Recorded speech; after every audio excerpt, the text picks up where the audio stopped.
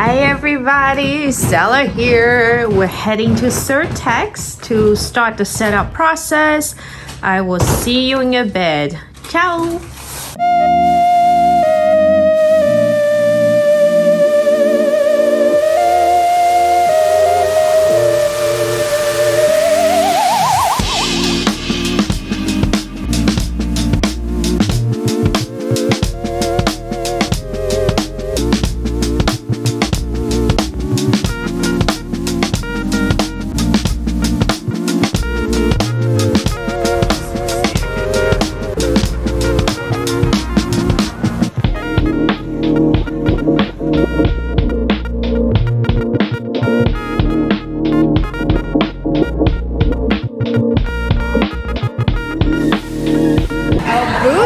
Is not set up yet, so we'll wait, and once they're done, we'll set it up.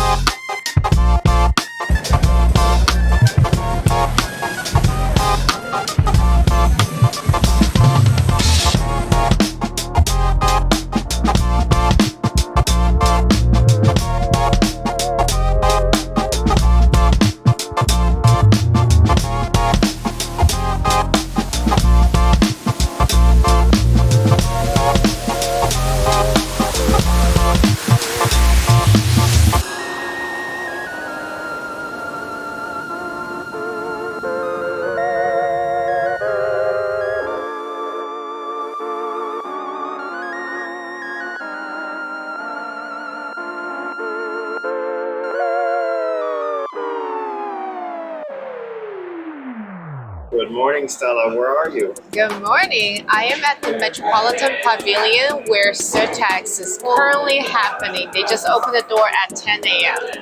I'm nervous, but it's a good type of nervousness because it's more of anticipation versus fear.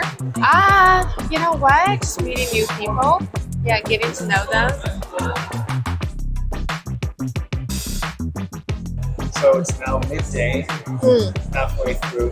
How's it going so far at Surtex? It's going great. I'm not going to lie, I am tired as you can see I keep blinking, but this morning we actually had a really good meeting with quite a few buyers, you know, and they're not just from the retail world. Some of them were wholesalers, manufacturers, even other agencies, you know, who came asking if I would be interested in artist representation.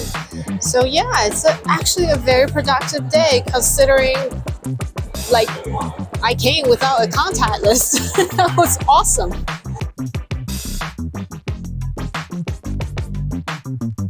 When people say, okay, I'll send you the contract after the show ends.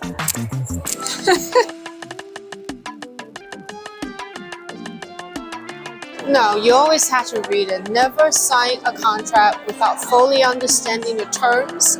And I'm talking about payment terms, the shipping terms, and the duration. Understand all the details and read all the fine prints before you sign anything. Absolutely. So it's understood, you know, as an artist, as a buyer, the negotiation is two ways.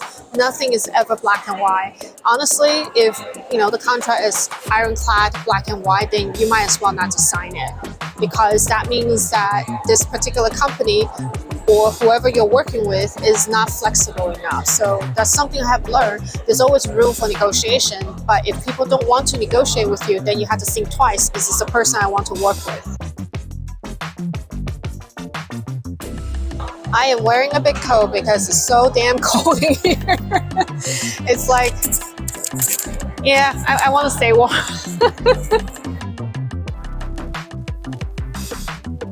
I'm meeting a buyer who made an appointment with me. I basically searched her in the directory. I knew she was coming, but I didn't know if it would make sense for me to reach out to her. But then I said, what do I have to lose? You know, worst case, she wouldn't respond to me. So we found her on LinkedIn, and I was able to message her and then, you know, send her my licensing portfolio ahead of time.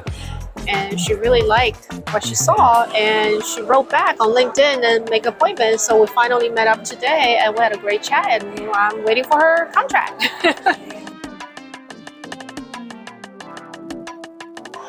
You know, we're just coming out of the COVID pandemic, so the foot traffic is definitely slower than a lot of what the old timers are telling me how it used to be. There used to be thousands upon thousands of people coming in. Now it's probably much less than that.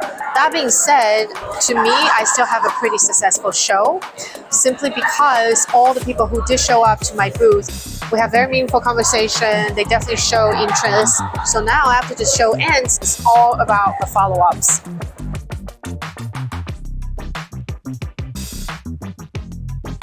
The highlight really is just coming here and putting yourself out there for buyers to know who you are. And that's extremely important. That's literally half the work. There are thousands upon thousands of super talented artists, but you know, a lot of times people don't even know who they are because they're not really taking a chance on themselves and to make a what I call a calculated risk, spend the money, put themselves in a venue for other people to see who they are and what they can do and what they have done.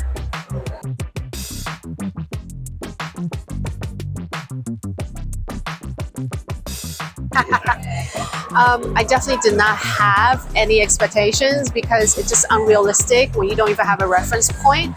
But I was hoping to at least walk away, you know, with one or two very meaningful connections.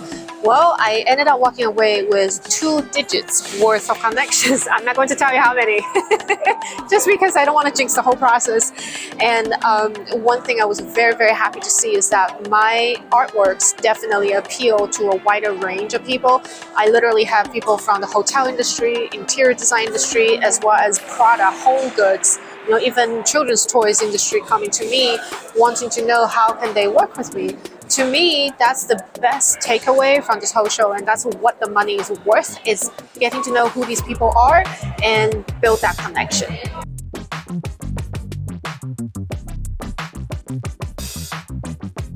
So as an emerging artist, I will only recommend doing Surtex if your goal is to get into the licensing world. If you don't really care about licensing world, you just want to focus on gallery exhibitions, then don't do it, because there is a lot of, I hate to use the phrase, selling yourself as much as selling your artworks. This is literally a business trade show. This is not for you to exhibit your art in a beautiful, fine art gallery.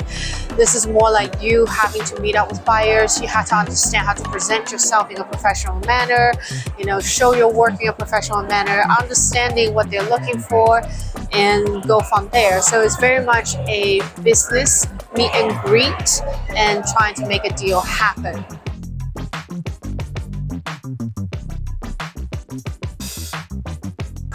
So what happens next after the show is I need to sleep. Give me one day to rest. You see this?